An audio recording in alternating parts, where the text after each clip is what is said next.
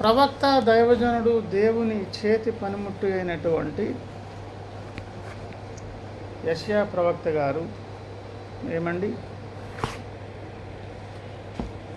పరిశుద్ధాత్మ ప్రేరేపితంగా వ్రాసినటువంటి ఈ లేఖనంలో మనుషులు జీవిస్తారు. ఎట్లా జీవిస్తారు అంటే వీటి వలన జీవించుదురు అని అన్నారు. ఏం జీవితం అని ఒకవేళ ఆలోచన చేస్తే, ప్రజాబాహుల్యంలో మేము జీవించడానికి ఏం కావాలి, లేకపోతే మీరు జీవించడానికి ఏం కావాలని ఎవరినైనా అడిగితే ఏమడుగుతారు చెప్పండి? ఈ లోకంలో భౌతికంగా అన్ని సుఖాలు, సౌకర్యవంతమైన స్థితి, ఏ కష్టాలు లేకుండా సుఖజీవనం కలిగినటువంటి జీవితం కావాలి అని ఆశపడతారు మెజారిటీ పీపుల్. వీటి వలన మనుషులు జీవించుదురంటే వేటి వలన తర్వాత చూద్దాం. మొత్తానికి జీవించాలంటే జీవించేవారు ఏం కోరుతారు? మంచి ఆరోగ్యం, చక్కని ఆర్థిక సమృద్ధి, మళ్ళీ వెనక్కి తిరిగి చూసుకోవడానికి అవకాశం లేనటువంటి సౌకర్యవంతమైన అన్ని రకాల ఏర్పాట్లు, తమ తర్వాత పిల్లల తదనంతరం వరకు మంచి జీవితం ఉండాలని కోరు. ఇక్కడ భక్తుడు కూడా ఏమంటున్నారంటే, నేను కూడా జీవిస్తాను వీటి వలననే. ఏంటంట? వీటి వలననే నేను జీవిస్తాను అని చెప్పి అన్నారు. నీవు నన్ను బాగు చేయుదువు, నన్ను జీవింపజేయుదువు. దేని ద్వారా? ఏవైతే అక్కడ ఉన్నావో వాటి ద్వారా. కానీ భక్తుడు ఏమంటున్నారు తెలుసా? వీటి వలననే నా ఆత్మ జీవించుచున్నది అన్నారు. భక్తులమైన మనము మన జీవిత క్షేమాభివృద్ధి, ఈ లోకంలో సౌకర్యవంతంగా సుఖంగా ఉండాలి అని గిరిగీసుకున్నామా? ఇక్కడ కూడా మంచి జీవితాన్ని దేవుడు ఇస్తారు. అనవసరంగా మనం ఒక గురి గమ్యము దూరదృష్టి లేని వారంగా మనకు మనమే నష్టం తెచ్చుకునే వారం అవుతాం. అలా కాకూడదు అని అంటే ఎక్కడంట జీవితం? వీటి వలననే నా ఆత్మ జీవించుతున్నది. కనుక భక్తులైనటువంటి మనము ఏ జీవితాన్ని క్షేమకరంగా ఎంచుకోవాలి, ఏ జీవితం మీద దృష్టి నిలపాలి అంటే ఆధ్యాత్మిక జీవితం అనే దానిలో శ్రద్ధ వహించాలి. ఏమండి? అలా కాకుండా మనం వీటి వలన జీవించే అవకాశం దేవుడు ఇచ్చారు కాబట్టి సుఖంగా ఈ భూమి మీద బ్రతుకుదాం అని అనుకున్నాం అనుకోండి, తప్పకుండా నష్టపోయే ప్రమాదం ఉంది. ఇంతకు వేటి వలన అని ఒకవేళ ఆలోచన చేస్తే అక్కడ కొన్ని సంగతులు ఉన్నవి. మొదటి సంగతి చెప్పారు 38వ అధ్యాయము 1వ వచనం. ఆ దినములలో హిజ్కియాకు మరణకరమైన రోగము కలుగగా ప్రవక్తయు ఆమోజు కుమారుడనైన యెషయా అతని యొద్దకు వచ్చి, నీవు మరణమగుచున్నావు, బ్రతుకవు గనుక నీ ఇల్లు చక్కబెట్టుకునమని యెహోవా సెలవిచ్చున్నాడని చెప్పగా, నీకు టైం అయిపోయింది బాబు, నీకు వచ్చినటువంటి అనారోగ్యం కూడా దీన్ని ఆధారం చేసుకొని నీ ఆయుష్కాలం కూడా ముగించబడబోతుంది. కనుక నీ ఇల్లు చక్కబెట్టుకో అంటే దేవుని నివాసయోగ్యంగా ఉండేదాని కొరకు కదా మనం రక్షించుకున్నారు. మీ దేహములు దేవుని ఆలయమని మీరు ఎరుగరా అంటే దేవునికి నివాసయోగ్యంగా మన బ్రతుకు, మన మాట తీరు, మన ప్రవర్తన ఇవన్నీ ఉన్నాయా లేదా? ఎలాగ టైం అయిపోయింది కనుక ఆ ఇల్లు చక్కబెట్టుకో అనే ఒక మాట, ఒక సందేశం ప్రవక్త ద్వారా ఎవరికి ఇవ్వబడింది? హిజ్కియా గారికి. హిజ్కియా మహాభక్తుడు. ఏమండి? ఇశ్రాయేలు జనాంగంలో మరి దావీదు వంశ వృక్షములో నుంచి మంచి రాజు, మంచి భక్తిపరుడు, ప్రజాక్షేమము కొరకు ఎన్నో మంచి కార్యాలు చేశారు. దేవుని సన్నిధి నిలిపేదాని కొరకు అది వరకు ఉన్నటువంటి ఏమండి దేవుని విరుద్ధమైన కార్యాలన్నీ తొలగించి ఎట్లా చేశాడంటే అక్కడ దేవుని మందిరాన్ని శుభ్రపరచడం, దేశాన్ని సస్యశ్యామలంగా మార్చేదాని విషయంలో శత్రురాజులు రాకుండా బలంగా తన రాజ్యాన్ని బలపరుచుకొని సైన్యాన్ని పెంచి అన్ని వసతులతో కూడినటువంటి ఆరోగ్యకర ఆధ్యాత్మిక ఆరోగ్యము, సామాజిక భౌతిక ఆరోగ్యకరమైనటువంటి వాతావరణం అన్నీ ఏర్పాటు చేశాడు ఆయన. మంచి భక్తుడు, మంచి రాజు. ఆ రాజుకు ఒక సందేశం ఇవ్వబడింది, ఇంకా నీకు టైం లేదు, జాగ్రత్త, ఈ కొద్ది సమయంలో నీ ఇల్లు చక్కబెట్టుకో అన్నారు. వీటి వలన అన్నారు కదా, అందులో మొదటిది ఏంటో తెలుసా? భక్తుని జీవితంలో మనము చక్కగా ఆధ్యాత్మిక జీవితంలో క్షేమకరంగా జీవించాలంటే హిజ్కియా గారికి ఎలాగైతే దేవుడు తన సందేశాన్ని పంపించి నీ ఇల్లు చక్కబెట్టుకో అని అంటున్నారో, అలాగే ఎప్పుడెప్పుడైతే మనకు హెచ్చరిక మాటలు దేవుని చేత అందివ్వబడతాయో, ఎప్పుడెప్పుడు మనం బాగుపడడం కొరకు దేవుడు మనకు హెచ్చరిక చేస్తుంటారో, ఏమండి పాస్టర్ గారు మా గురించి తెలిసి కావాలని మా లోపాలు ఎత్తి చూపిస్తున్నారు అనే వైఖరి కాకుండా దేవా నాతో మాట్లాడు అని సిద్ధపడిస్తే ఆ మాట్లాడమన్నటువంటి వ్యక్తుల కొరకు దేవుడు అవసరమైన మాటలు మాట్లాడుతాడు. హిజ్కియా గారు భక్తుడు కనుక ప్రవక్తను పంపించి సందేశం పంపించారు. మరి మనకెట్లా సందేశం వస్తుంది? ఇలాంటి సహవాస కూడికలలో దైవజనం ద్వారా మాట్లాడుతారు, పరిస్థితుల ద్వారా మాట్లాడుతారు, సమాజంతో మాట్లాడుతారు, బైబిల్ చదివితే మాట్లాడుతారు, ప్రార్థనలో కనపడితే కొన్ని సందేశాలు సంకేతాలు ఇస్తారు. ఏదో రకంగా దేవుడు మాట్లాడే విధానం అనేక రీతులు. ఆ మాట్లాడేటప్పుడు మనం తీసుకోవలసింది ఏంటంటే, మాకేం లంకెల బిందులు దొరుకుతాయి, భూమి మీద మాకే సౌకర్యవంతమైన స్థితి వస్తుంది, మాకేం కలిసి వస్తుంది కాదు. దేవుడు నివసించే ఇల్లు అనే నా బ్రతుకు, నా జీవితం, నా దేహాన్ని నేనేం చేసుకోవాలి?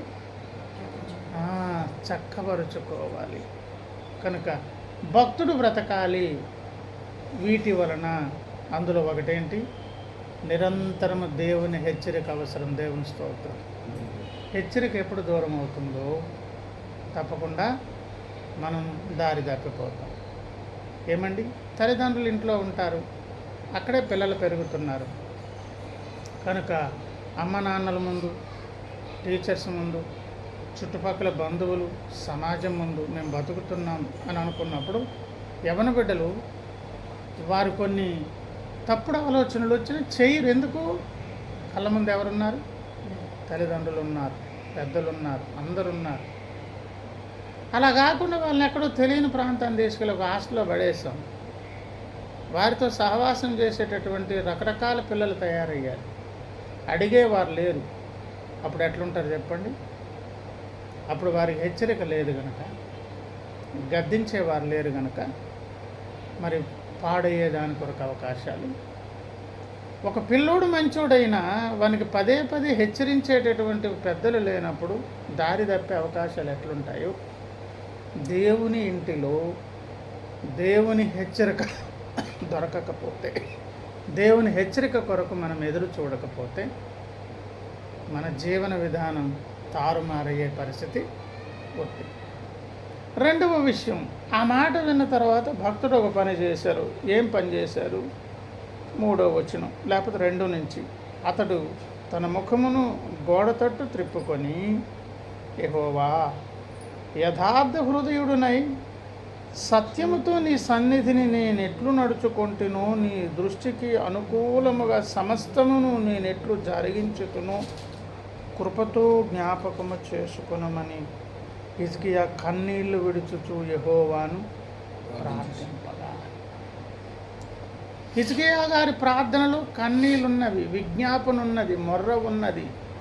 దానితో పాటు ఒక అర్హత ఉన్నది. ఏంటి అర్హత? ఏమండి? యథార్థ హృదయుడనై సత్యముతో నీ సన్నిధిని నేనెట్లు నడుచుకొంటిను, నీ దృష్టికి అనుకూలముగా సమస్తమును నేనెట్లు జరిగించుతును, కృపతో జ్ఞాపకము చేసుకో. రెండో విషయం ఏంటో తెలుసా? ఎప్పుడైతే దేవుని నుంచి మనకు ఒక ఇల్లు చక్కబెట్టుకో అంటున్నారు అనంటే చక్కదిద్దుకోవలసినవి ఏవో ఉన్నాయి అని గ్రహించాలి ఫస్ట్. మరొకటి, ఆ చక్కదిద్దుకునే దాని కొరకు ఎటువంటి ప్రార్థన చేయాలి? దేవుని ముందుకు యథార్థంగా కన్నీళ్లతో చేసిన తప్పును ఒప్పుకునే దాని కొరకు వెళ్ళాలి. కానీ వెళ్ళే భక్తులు మళ్ళీ రెండు రకాలు. హిజ్కియా గారు ఎట్లాంటి వారంట? యథార్థ ప్రవర్తన, భయభక్తులు కలిగినటువంటి భక్తుడు. ఈ అర్హత కలిగిన వారు చేసే ప్రార్థనకు జవాబు వస్తుంది. వెంటనే దేవుడు జవాబు ఇచ్చారు, ఆ ప్రవక్తను పంపించారు.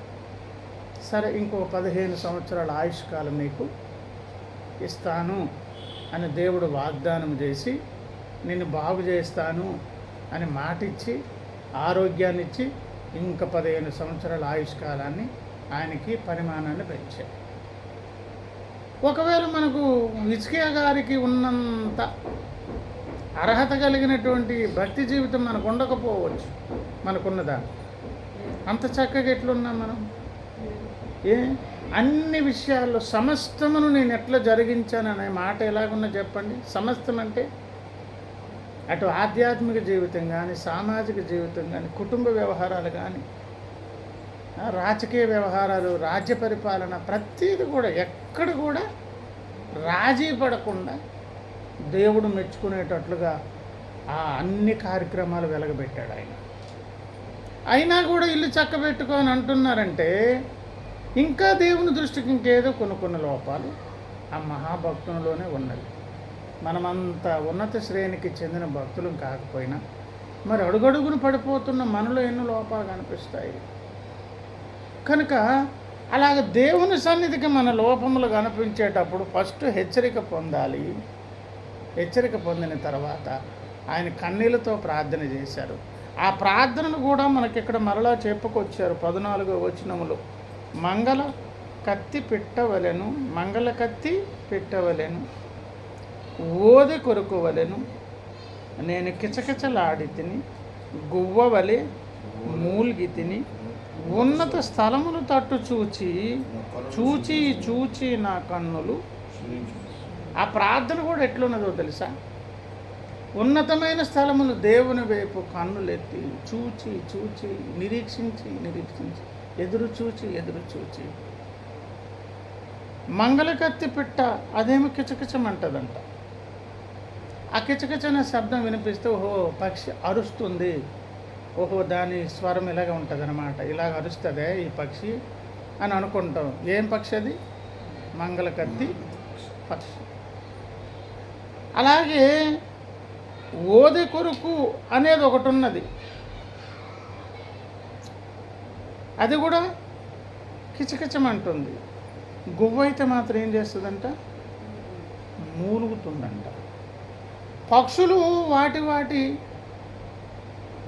అలవాట్లను బట్టి సహజ దేవుడిచ్చినటువంటి స్థితిని బట్టి కొన్ని కిచకిచలాడుతాయి, కొన్ని మూలుగుతాయి, కొన్ని రకరకాలుగా అరుస్తాయి. కానీ అందులో ఒక మాట ఉన్నది, వాటి స్వరాన్ని బట్టి అవి కిచకిచమన్నా ఇంకో రకంగా అవి అరిచినా అవన్నీ వాటి స్వరము ద్వారా మూలుగుతున్నవంట. మీ వైపు ఉన్నత స్థలముల వైపు చూచి నా కన్నులు క్షీణిస్తున్నాయి, నా శరీరం బలహీనపడుతుంది, మీ కొరకు ఎదురు చూస్తున్నానంటే ఇక్కడ భక్తులు ఎటువంటి ప్రార్థన చేస్తున్నారు? మూలుగుతూ ప్రార్థన చేస్తున్నారు.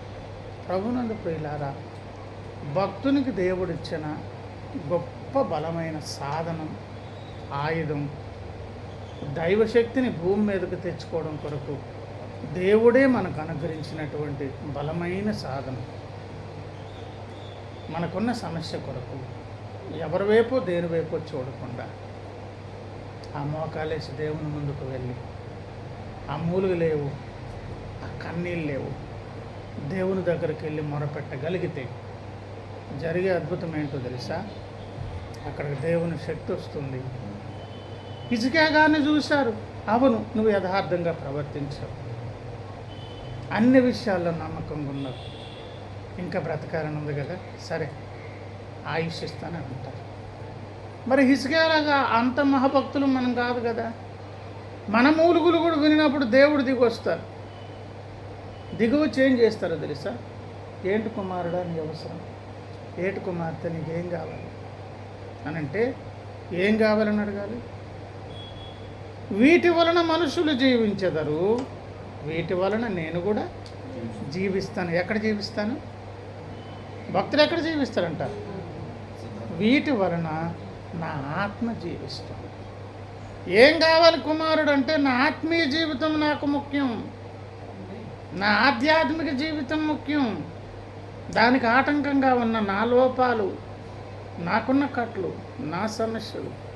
ఎందుకంటే భక్తుడు నిత్యము దృష్టి పెట్టాల్సింది నిత్యత్వపు విలువలు, దేవునితో ఉన్నటువంటి బంధము, వాటికి ఆటంకంగా ఉన్నటువంటి అడ్డుగోడలను కూల్చివేసుకుంటూ ఎప్పటికప్పుడు దేని కొరకు బ్రతకాలా?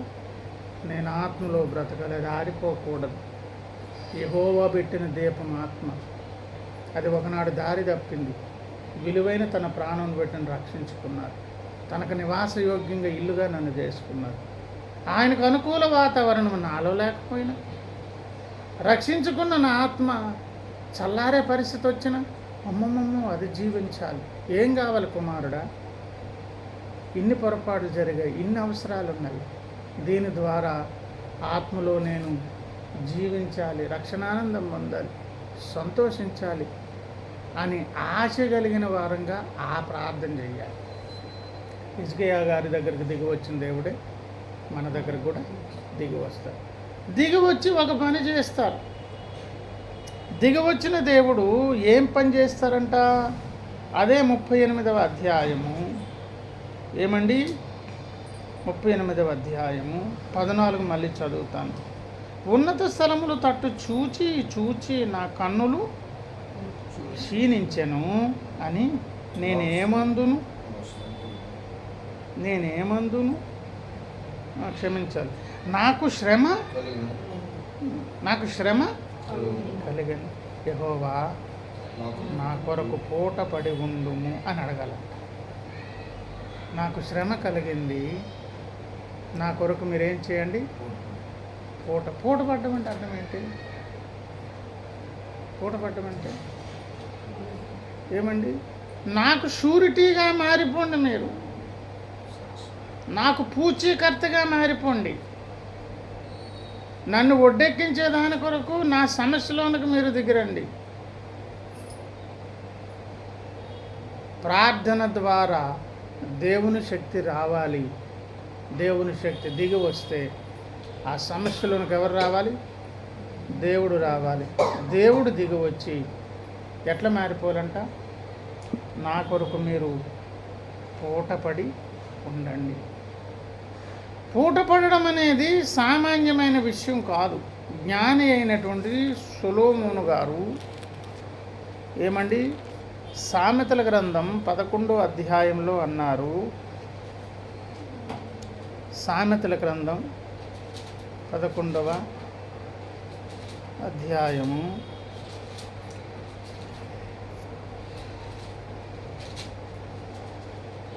నేను చదివే దగ్గర చూడండి. 15 ఎదుట వాని కొరకు పూటబడిన వాడు చెడిపోవును. ఎదుట వ్యక్తి కొరకు నీవు పూటబడితే ఏమైపోతావంట? ఎందుకు? వాని అప్పు, వాని సమస్య, వాని కష్టము నీ భుజాల మీదకి, నీ నెత్తి మీదకి వచ్చేస్తుంది. ఆయన ఒడ్డెకి బయటకు పోతాడు. పూటబడ నొప్పని వాడు నిర్భయముగా ఉండు. నేను షూరిటీ పెడతాను, నేను పూచి ఉంటాను, నేను ఒకరితో తీసుకుంటాను, ఈయన కట్టకపోతే నేను కడతానని నువ్వు హామీ ఇచ్చావనుకో, ఒప్పన వాడు ఏమవుతాడంట? నిర్భయంగా బ్రతుకుతాడు.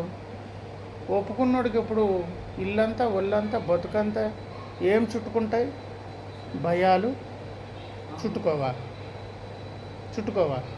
నమ్మకంగా నెల జీతం వచ్చేది, కుటుంబం పోషించబడేది. ఎదుటివాని కొరకు మధ్యలో దూరాను, ఎక్కడ పడితే అక్కడ సంతకాలు పెట్టాను, నేను హామీ అన్నాను, వాడు సేవ్ అయిపోయాడు, బయటికి వెళ్ళిపోయాడు, నేను ఇప్పుడు కష్టంలో పడ్డాను. రకరకాల భయాలు. ఇంటికి వస్తే డబ్బులు లేవు, నెల మెయింటెనెన్స్, పిల్లలు ఫీజులు, ఎక్కడ డబ్బులు లేవు, వాడేమో అక్కడ లాగేస్తున్నాడు. మాట్లాడితే పూచి నేను పడ్డాను కదా. కనుక ఎదుటివాని కొరకు నీవు పూటపడితే చెడిపోతావు, సకల భయాలు నీకు వస్తాయి. సామెతల గ్రంథం 17వ అధ్యాయం 18 చూడండి. తన పొరుగువానికి జామీను ఉండి పూటపడువాడు తెలివి మాలినవాడు. కాస్తంత తెలివితేటలుంటే ఎవరు పడితే అది, ఎక్కడ పడితే అక్కడ సంతకాలు పెట్టి దేనికి పడితే దానికి దూరొద్దు. అది తెలివి లేనులు చేసేటటువంటి పని. తెలివైనడు అయితే ఏం చేయకూడదు? నువ్వు పూట పడొద్దు, జామీను ఉండొద్దు. సామెతల గ్రంథం 20వ అధ్యాయము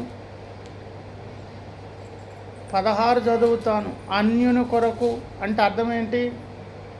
అన్యుడంటే తెలియని వ్యక్తి. రోడ్డు మీద వెళ్తున్నాను, ఏంటి బాబు గొడవ అన్నాను, పెద్ద ఏదో ఏమండి నేను పెద్దలాగా దూరిపోయి ఆ సమస్యలోనికి వెళ్ళిపోయాను. వాడెవడు? అన్యుడు. తెలియదు ఎవరో. అక్కడి నుంచి వెళ్ళిపోతే ఆయన పేరు తెలియదు, ఊరు తెలియదు, అడ్రస్ తెలియదు. అన్యుని కొరకు పూటబడిన ఎడల వాని వస్త్రము పుచ్చుకొనుము, పరుల కొరకు వానినే కుదువ. వాడిని వదిలేస్తారు, ఈయన కూర్చోబెడతారు. సార్ నాకు పనులు వెళ్ళిపోతున్నాడు. ఎక్కడికి వెళ్ళిపోతే ఆయన రమ్మను. ఆయన ఎవరో నాకు తెలియదు. తెలియకపోతే నిన్నెవడు దూరం అన్నాడు ఇందులో అంటారు కదా. అన్యుడంటే తెలియని వాని కొరకు మధ్యలో దూరావు. వాని కొరకు ఎవరిని కుదువు పెడతారు? కుదువు పెట్టడం అంటే అర్థం ఏంటి? వాడిని వదిలేస్తే నిన్ను కూర్చోబెడతారు అక్కడ. కనుక ఎదుటి వాని కొరకు పూట పడితే తెలివి మాలినతనం. వారికి బదులు నేను కూర్చోవాలి, సకల భయాలు తెచ్చిపెట్టుకోవాలి. ఏమండి? నాశనమయ్యే పరిస్థితులన్నీ వస్తాయి. ఇది రాయించింది ఎవరు? దేవుడే, భక్తుల ద్వారా. ఇప్పుడు ఆ దేవుని దగ్గరకు వచ్చి హిజ్కియా గారు కానీ, నువ్వు కానీ, నేను కానీ కన్నీళ్ళతో ప్రార్థన చేసి మనం ఇప్పుడేమని అడుగుతున్నాం? నా కొరకు పూట పడండి, నా కొరకు పూట పడండి, నాకు మీరు జామీను ఉండండి. మీరు ఉండకపోతే ఎలాగో మీరే ఉండాలి మాకు. అడిగే విధానం కూడా యోబన్న గారు కూడా అడుగుతున్నారు చూడండి ఒకసారి. యోబు గ్రంథము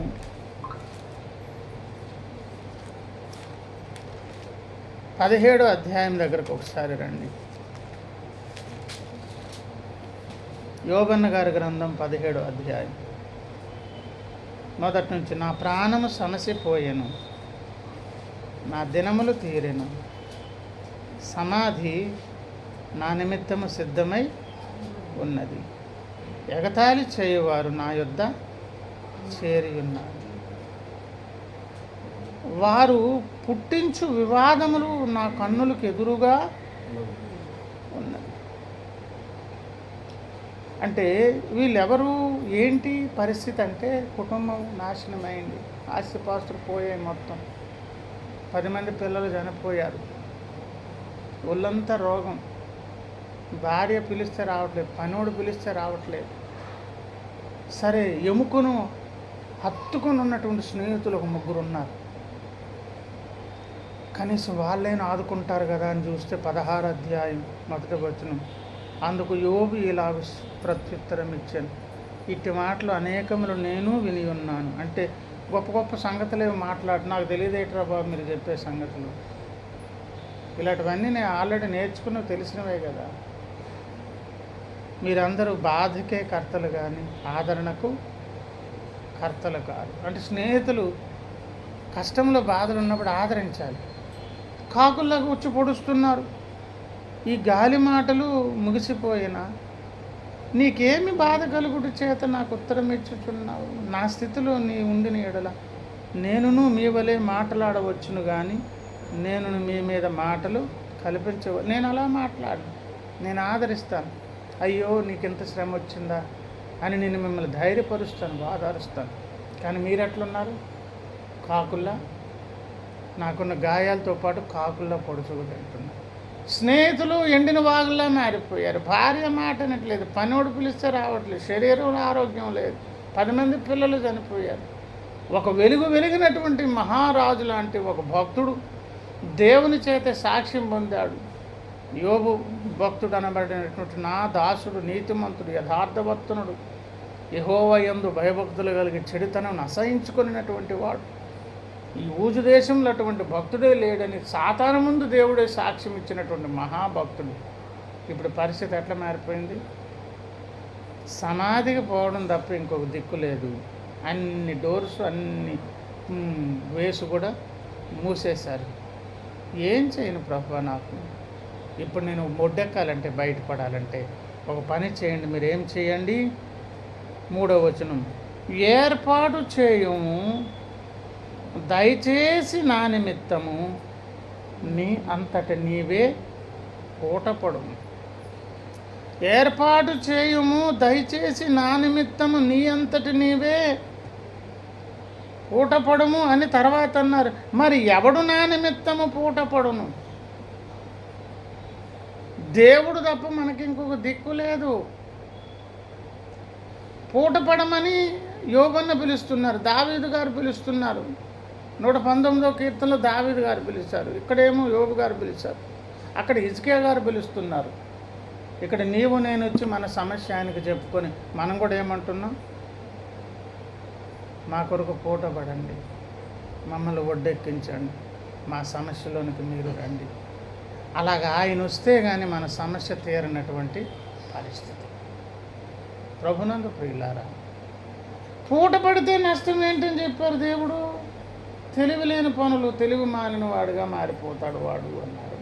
అలా తెలివి తక్కువ ఎట్లెట్లా ప్రవర్తిస్తారు? వద్దు, ఆ జోలికి వెళ్ళొద్దు అన్నారు. సకల భయాలు తెచ్చుకుంటారన్నారు.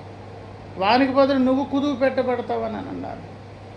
నష్టాలు నాశనం తెచ్చుకుంటావన్నారు అని మనకు బోధించి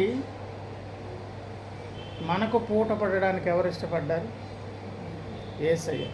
అందుకే తను సిలువ ఎక్కితే మనం ఎక్కాల్సిన సిలువ మనం తప్పించుకున్నాం.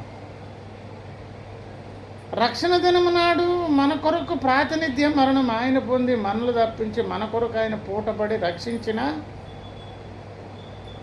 అక్కడ దావీదు గారికి కానీ, ఇక్కడ హిజ్కియా గారికి కానీ, లేకపోతే యోబునకు కానీ, ప్రతి భక్తునికి నీకు నాకు కానీ ఆ రక్షణ దినమప్పుడే కాదు, ప్రయాణపు మార్గం అంతట్లో ఎప్పుడు ఒప్పుకోలు పొందిన, ఎప్పుడు దేవుని దగ్గర సహాయం కావాలని మనం వెళ్ళిన, మన సమస్య నుంచి ఒడ్డెక్కేదాని కొరకు, అది ఎలాంటి సమస్య అయినా, పాపా నుంచి విడిపించబడాలా, ఆర్థిక సమస్యల, కుటుంబ సమస్యల, అనారోగ్య పరిస్థితుల, ఏదైనా కూడా ఎవరు సాయం చేయాలి?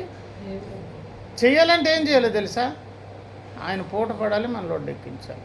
మీరు తప్ప మాకు ఇంకెవరు దిక్కు అని యోబుని అంటున్నారు.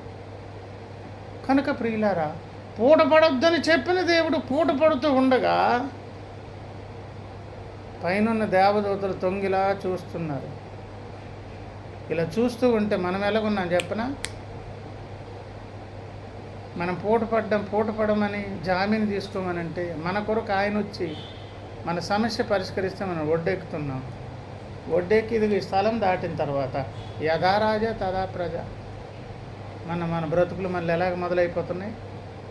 మళ్ళీ ముందు జీవితమే, పాడు జీవితమే, తిరుగుబాటు జీవితమే, వద్దన పని చేయడమే, ఏది వద్దంటే అదే చేయడం. దేవదూతలు అంటున్నారు, వీరికి తెలివి ఉందా లేదా? పూట పడిన వారు ఏమైపోతారు?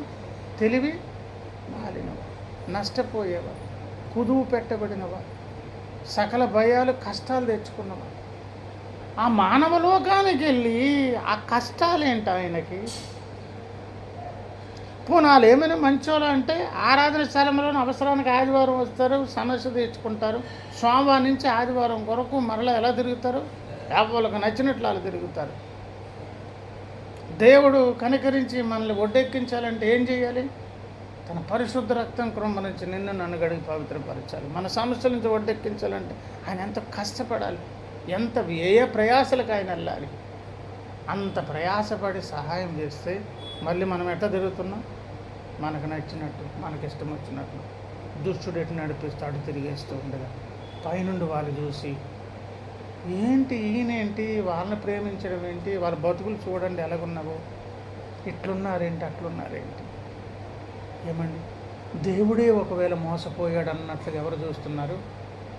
పైన ఉన్నటువంటి దూతలు తొంగి చూస్తున్నారు భూమి మీద జరుగుతున్న కార్యాలు. మన కొరకు భారం భరించి మన సమస్యలో దిగి వస్తున్నటువంటి మహాదేవుడు వాళ్ళ మాటలు వింటున్నారు, మన సంగతి చూస్తున్నారు. అసలు రక్షించేటప్పుడే మన బ్రతుకు మొత్తాన్ని చూసి మన తప్పటడుగులు, తిరుగుబాటు ధోరణి, మూర్ఖత, లోబడనొల్లని స్థితి, ఏమండి కడుక్కోవడం, మళ్ళీ బురద పందిలా తిరగడం, మళ్ళీ రావడం, మళ్ళీ పడడం, మళ్ళీ ఇవంతా సర్వమిరిగి కూడా మన కొరకు ప్రాణం పెట్టడం కొరకు ఎవరు దిగి వచ్చారు? దేవుడు దిగి వచ్చారు. ప్రభునందు ప్రియులారా, ఒక మాట, ఈ పూటబడే పని రక్షణ దినం మొదలుకొని ప్రతిసారి దేవుడు చేస్తున్నారు, కానీ అలాగ ఆయన చేయవలసిన పని చేసుకెళ్తున్నారు. కానీ కనీసం మనలో అయితే ఒకటి రావాలి. హిజ్కియా గారు ఒక స్టేజ్కి చెందిన భక్తుడు. దావీదు గారు అలాగే ఉండిపోలేదు, మారారు. యోబన్న ఒక ప్రత్యేకమైన సాక్ష్యం కలిగిన భక్తుడు కూడా. మేము ఇలాగే బలహీనతలతో ఉంటాం, ప్రతి వారం ఇలాగే కడండి, మళ్ళీ అలాగే మేము పాడు పనులు చేస్తాం, మళ్ళీ కడుగుతుండండి అని ఒక అలవాటుగా తీసుకొని ఇటువంటి నిర్లక్ష్యమైన వాతావరణంతో ఒకవేళ భక్తి సాగిస్తే చూసి దేవునికి కూడా ఒక ఓపిక, సహనం, ఆయనకు కూడా ఒక మెల్టింగ్ పాయింట్ ఉంటుంది. ఆ తర్వాత ఆయన వదిలేస్తే మన పరిస్థితి చాలా దయనీయం. దేవుడే వదిలేస్తే మన పరిస్థితి ఏమవుతుంది? ఎన్నిసార్లు గద్దించినను మారు మనసు పొందని విననోళ్ళంటే వాడిని దేవుడు ఏం చేస్తారు? చెయ్యి వదిలే ప్రమాదం. దేవా నన్ను కడగండి, ఆధ్యాత్మిక జీవిత ఎదుగుదల కొరకు సహాయం చేయండి అని అడగడం మాత్రమే కాకుండా మునుముందు కాలంలోనైనా మాకున్న నిర్లక్ష్యాల నుంచి, కఠినత్వాల నుంచి, మూర్ఖత నుంచి, తిరుగుబాటు నుంచి ఆ మార్పు చెందే స్థితి కూడా మాకు ఇవ్వండి అని మనం అడగకుండా మార్పు లేని జీవితం ఇలాగే కొనసాగుతామంటే మాత్రం మనం తప్పకుండా నష్టపోయే ప్రమాదం ఉంది. ఆత్మలో వీటి వలన మనము జీవించాలి, ప్లస్ మార్పు కూడా చెందాలి. అపోస్తుల కార్యాలు 17:30 అందరూ అంతటను మారు మనసు పొందాలి. మారు మనసు పొంది ఆ మార్పు చెందిన జీవితపు కొన్ని లక్షణాలు మనలోనికి పుణుకు పుచ్చుకొని ఆ క్రొత్తదనం అనేది మనకు కనిపిస్తేనే మనం తప్పకుండా ఏమవుతామండి? ధన్యులం అవుతాం. లేదు, దేవుని పని దేవుడు చేస్తారులే, మనం ఇలాగే బ్రతుకుదాం అనుకున్నాం అనుకోండి, నష్టపోయే ప్రమాదం ఉంది. హిజ్కియా గారు అడిగారు ఆయుష్కాలాన్ని, భక్తుడిగానే ఆయన యాత్ర ముగించారు. కొన్ని పొరపాట్లు జరిగింది. దావీదు గారు దేవుని దగ్గర మొరపెట్టారు. ఆయన దేని కొరకు మొరపెట్టారు? 119వ కీర్తన 121వ వచనం నేను చదువుతాను, ఒకసారి చూడండి. నేను నీ నీతి న్యాయములు అనుసరించుచున్నాను, నేను నీ నీతి న్యాయములు, నన్ను బాధించేవారి వశమును నన్ను విడిచి పెట్టకము, మేలు కొరకు నీ సేవకునికి పూట పడు. దావీదు గారు నాకు పూట పడండి, దేని కొరకు? మేలు కొరకు. ఏంట మేలు? నీతి న్యాయాలు జరిగించేటటువంటి శక్తి కొరకు నాకు పూట పడండి. అంటే దావీదు గారు ఏం కోరుతున్నారు? ఆధ్యాత్మిక జీవితంలో ఎదుగుదల కొరకు. యోబన్న గారు ఏం కోరారు? నాకు అనుకోకుండా ఇది ఎలా జరిగిందో తెలియదు, ఇంత నష్టపోయాను, కాకుల్లా వీళ్ళందరూ అరుస్తున్నారు, నాలో తప్పు లేదు, ఉంటే చూపించండి, మెట్టుకైతే మాత్రం వీళ్ళందరి దగ్గర నన్ను అవమానం పాలు చేయొద్దు, నీ భక్తును కనుక నన్ను ఘనపరచండి అని. మనము ఈ సమయంలో మన సమస్యల నుంచి ఒడ్డెక్కి కడుగుబడి మరలా పాత బ్రతుకు అనేది కాకుండా క్రొత్తదైన నూతన జీవితం కావాలని కోరుకున్నాం అనుకోండి, మనం ఏమవుతాం? క్రమక్రమముగా ఆ రూపంలోనికి మనం మారుతాం. ఆఖరి మాట కొరింథీయులకు రాసినటువంటి 2వ పత్రిక 2వ కొరింథీ పత్రిక 3వ అధ్యాయం 18. మనమందరమును ముసుగులేని ముఖముతో ప్రభు యొక్క మహిమను అద్దము వలె ప్రతిఫలింపజేయచ్చు, మహిమ నుండి అధిక మహిమను పొందుచు ప్రభువగు ఆత్మచేత ఆ పోలికగానే మార్చబడుచున్నాము. ఆ పోలికగానే, ఏ పోలికైతే పాపము ద్వారా కోల్పోయాము, పతనమయ్యాము, ఏ పోలిక ఆదాము అవ్వలేది? తన స్వరూపమందు తన పోలిక చొప్పున ఆదాము అవ్వలు దేవుడు చేశారు. అప్పుడున్నటువంటి ఈ ఆకారము, ఈ పోలిక, ఈ సౌందర్య మానవ జాతి కోల్పోయింది. మరల దేవుని స్వరూపంలోనికి మార్చే ప్రయత్నం చేసి మనమందరం ఏ పోలికలోనికి వెళ్తున్నాం? దైవములనే పోలికలోనికి దేవుడు తీసుకువెళ్తున్నాం. ఆ పోలికలోనికి నేను వెళ్ళాలి. ఆ మేలు కొరకు పూటపడండి. దావీదు గారు అన్నారు, మేలు కొరకు పూటపడండి, మీ నీతి న్యాయములు నేను జరిగించుతున్నాను. అక్కడి నుంచి జారిపోకుండా ఈ దుష్టులు వచ్చి నన్ను అడ్డుకుంటున్నారు, వారి నుంచి విడిపించండి. నీతి న్యాయాలు నా బ్రతుకులో ఉండాలి, నివాసయోగ్య స్థలంగా నేను ఉండాలి. నా బ్రతుకులో మీరే రాజుగా, పరిపాలకుడుగా ఉండాలి ప్రభువా అని మేలు కొరకు కోరినట్లుగా మనం కూడా ఏం చేద్దాం? కోల్పోయినటువంటి దైవ పోలిక మనలో సంతరించుకునే విధంగా ఆ నూతన నిర్మాణం నాలో మాలో జరిగించుకురావని అడుగుతూ, ఈ వారపు దినాలు తప్పులను దేవుని పాదాల దగ్గర కడుక్కొని క్షమాభిక్ష పొందుదాం. దేవుడి మాటలు దీవించును గాక.